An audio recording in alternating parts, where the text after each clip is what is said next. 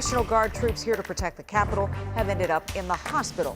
Michigan lawmakers blame the food those men and women serving our city have been given to eat.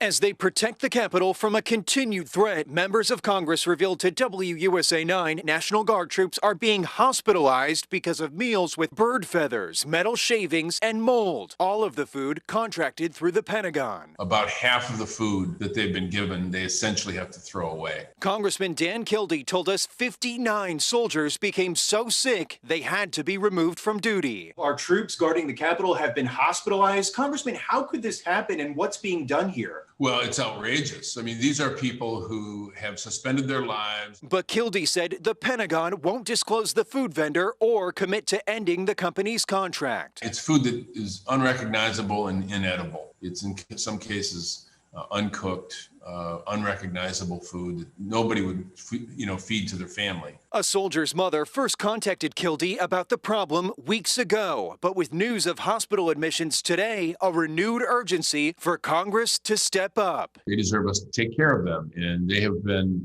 mistreated, and that's not right. It's not fair, and we're going to fix it. The conditions of the troops who went to the hospital are still unclear tonight. No comment from the Pentagon as 5,000 soldiers continue to patrol the Capitol. Leslie? Yeah, we got to do better.